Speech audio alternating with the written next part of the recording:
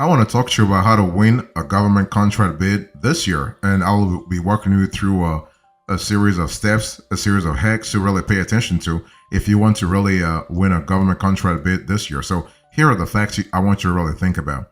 The thing is that a lot of folks have the wrong idea about government contract. They think they are too complicated to win, so they're not even trying to bid at all. Okay, now anything worth having is worth doing.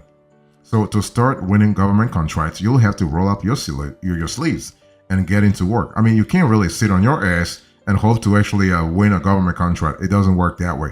Now, I understand you. I mean, the thought of competing against contracting giants for federal contracts can make you question whether your small business has a shot at winning a contract.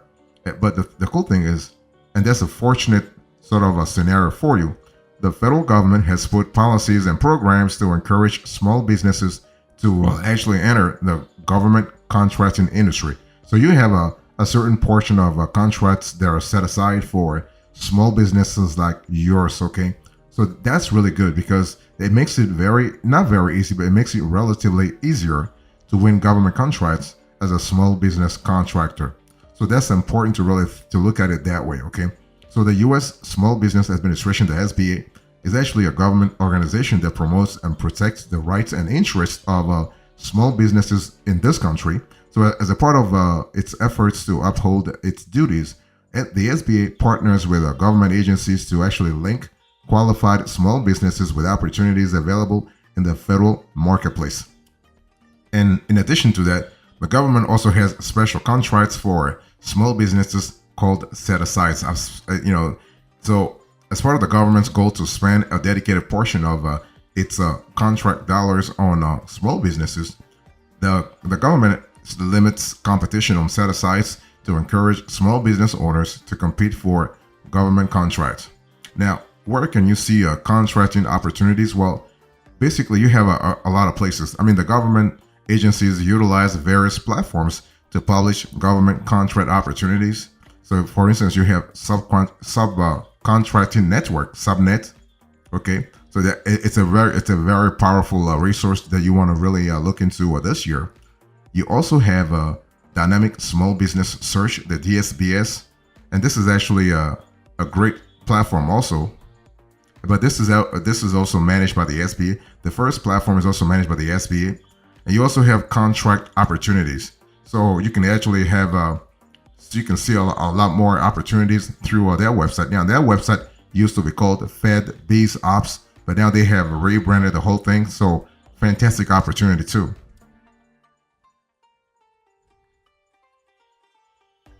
So here are the tactics I want you to really think about. How do you bid on a government contract successfully? The first thing you want to do is you want to fulfill the requirements to be a government contractor. Because the whole thing is, before bidding for federal contract, you have to make sure that you have completed all the government requirements to be officially recognized as a contractor. So signing up your business to the necessary government contracting websites, such as what I just showed you a little earlier, the SBA's DSBS tool, ensures that in the end, your small business is more visible to procurement officers and government buyers. And you got to have that visibility. Otherwise, you can't really compete, okay?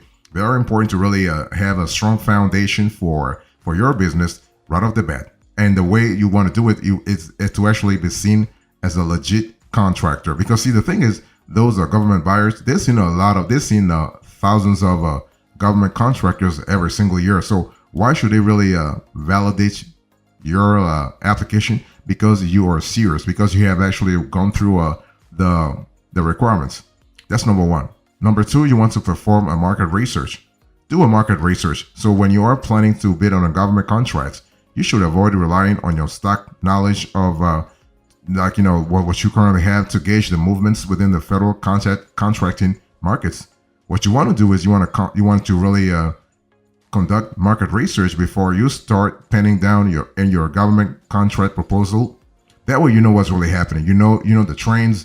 You know what's happening. You know what's hot and what's not. Okay, and so when you actually go through some market research, you actually get some intel, and this valuable information will help you actually craft a relevant and effective bid proposal. Because the whole thing is, when you do a market research, you know exactly what's hot and what's not, right? I just said it. So you can actually craft your proposal to actually tailor, like to really revolve around what's hot. In other words, what do the government buyers want to see? What is the government actually interested in buying right now? And you want to tailor your proposal around those items. This is important if you want to differentiate yourself, because again, you are in a very, very competitive field. You're not the only one.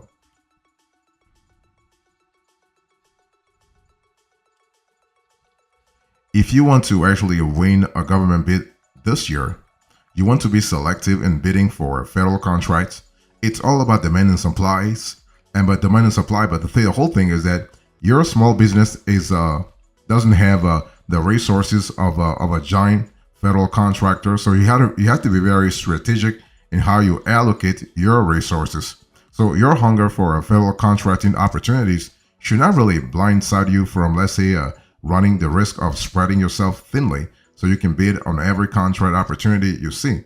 So when you are sending your contract proposal, what you want to do is you want to really be very careful as to as to how you position yourself. Because remember, you are expressing your dedication and commitment to delivering premier quality of service or goods to the requesting federal agency. So what you want to do is you want to channel your energy into picking the best federal government contracts that require your company's actually strengths and expertise, right? It's all about matching what the government wants to what you can offer, and what you can offer impeccably. So choose a federal contract that not only plays to your strengths, but also gives you room to grow. It's all about scalability, because see, if you get a contract, right, and you do a good job, and the government likes what you do, what you did, they will come back for another contract. And that's how you scale. That's how you grow. That's how you actually validate your business model. Next, you want to carefully review the RFP document that you supply to the federal government. So by RFP, request for proposal. So there are a couple of sections in an RFP.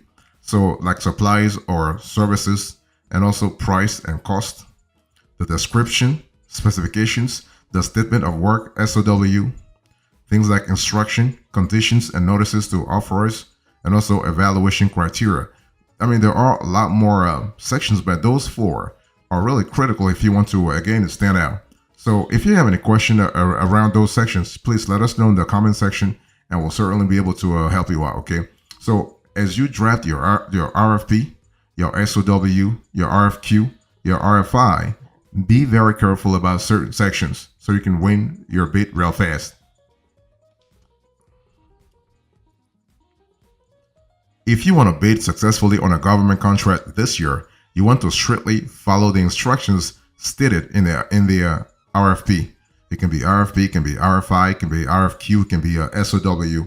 See, the whole thing is that, as I told you a little earlier, the government buyers, they are just seeing thousands of applications. They don't have time to actually do you a favor because you forgot something. No, there are instructions. There is a reason why there are instructions. The instructions are not there just because they want to be there, right? So follow those instructions. Being a detailed oriented leader is an asset if you want to make it in the federal contracting industry, because federal agencies are heavily scrutinizing each contract proposal, whether it followed the specified instructions at Section L or not, right? So if your contract bid fails to follow the direction of the government agency might eliminate your proposal due to technicalities, and you do not want to be in that position. So before you start writing down your contract bid, take note of all the instructions indicated in the Section L of the RFP to guide you through the process. Next, you want to create an outline for your government contract proposal, right? You want to have a solid foundation. You want to have a solid structure. You want to have a solid fulcrum on which you can actually base the whole contract proposal. So the secret in crafting an effective contract proposal is actually a thorough and strategic planning. So once you have done all the preparations from the earlier points that I just told you, you should lay down a contract outline. And this outline think of this outline as your GPS, right? So having a proposal layout before writing down your contract bid will ensure that your document will not veer away from your main message and contract goals. Additionally, this will lessen the risk of overlooking important information you will otherwise miss if you just blindly, let's say, blindly write the contract. Okay, so to help you actually craft your outline, look again at the sections of the RFP sent to you, then try to address them one by one. It's all about being very granular here. So after you have laid out all of the points, you can start writing your proposal.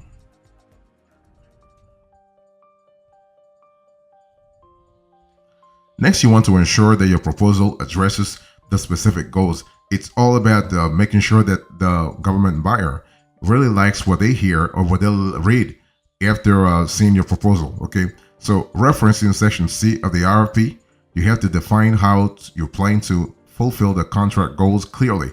It's all about granularity. It's all about clarity.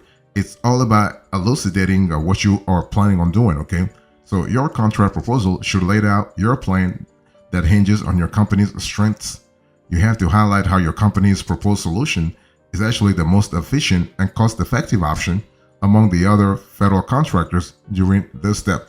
It's all about differentiating yourself, but it's not just the saying like, I'm strong, or my company is strong, blah, blah, blah, blah, blah, blah. No, you have to tie those strengths to the specific implementation that you are thinking about having in place. So to ensure that your proposal addresses every request stipulated in the RFP, list them all out in the proposal outline prior. Next, you want to know how to price competitively. Pricing is important. Pricing, if you price too high, you actually risk having your bid rejected. If you price too low, this could be a problem for your future revenue management. Okay, so before writing a proposal, the market research you have done will be your source for pricing your goods and services competitively, and you got to be competitive, okay?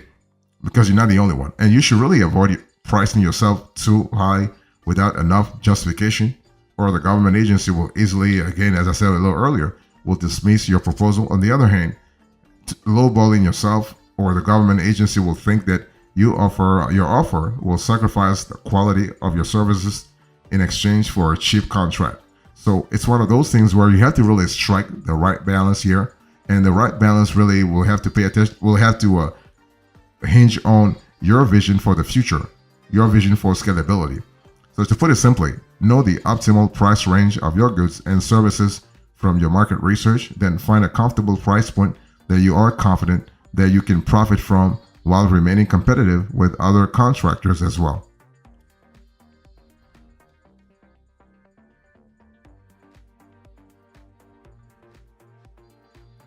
Next, you want to review your proposal before submitting. So if you want to win a government contract bid this year, you want to really be very careful in terms of the review, like proofread everything. You want to review everything, be granular here, be as detailed as possible. You want to really be very careful. So before you hand over your contract proposal, ensure that it is free from any flaws, typos, or have you. So no matter how seemingly insignificant the mistake may be, it may cost you the whole government contract deal. You just never know.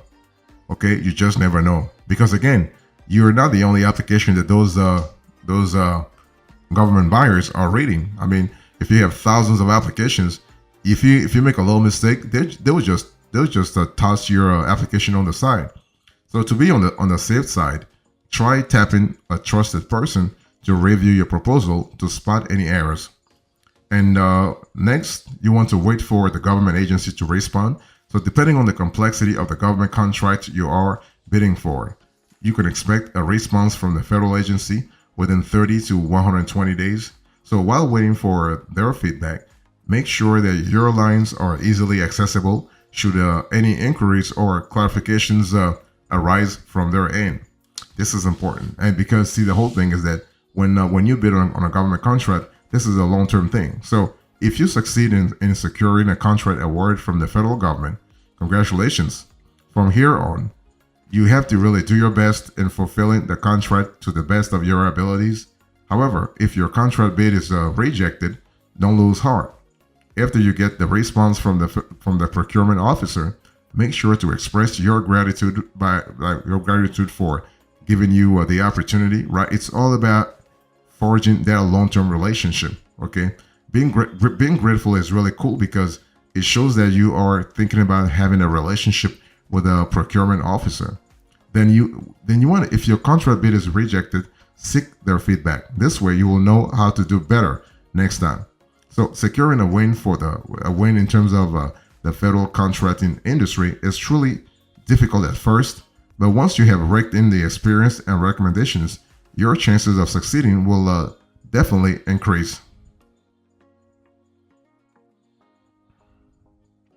So let me give you some general considerations here.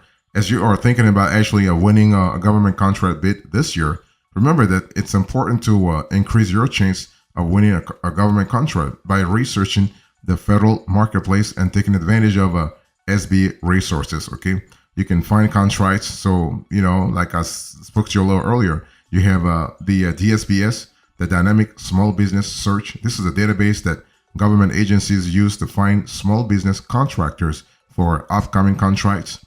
And this is run by the SBA, by the way.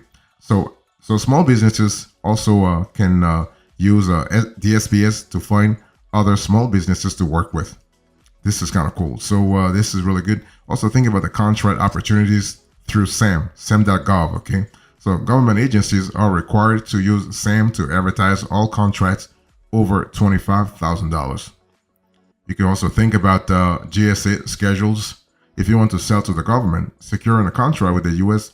General Services Administration actually is kind of cool because this is the government agency that connects government buyers with contractors. Okay, so securing a contract with the GSA is also called getting onto the GSA schedule, which means you have been approved to do business actually with the government. That's kind of cool. Also think about subcontracting opportunities. I spoke to you a little earlier about subnets. Okay. Also think about federal procurement data system. This is also another opportunity where you can get a lot of ideas. Think about small business offices, really. Okay. Also think about you can find contracts through other ways as well, like by actually through your network. Okay. And you can also think about bundling and consolidation. So if you think a federal agency has engaged in bundling or consolidation practices that keep a small business from competing for a contract, you need to contact your local procurement center representative. So there are actually possibilities to make sure that you're not really like you have a fair chance to succeed, really. Okay. But one thing for sure, remember that everything happens through SAM.gov. So if you have contracts over $25,000, you want to focus specifically on SAM.gov. But anything below $25,000, you need to actually source them through all the other ways that I really shared with you a little earlier. So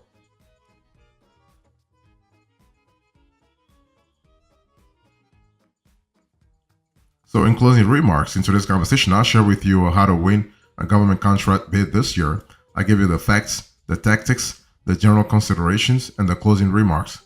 Thank you so much. God bless you. I'll see you next time. Until then, remember, stay marvelous.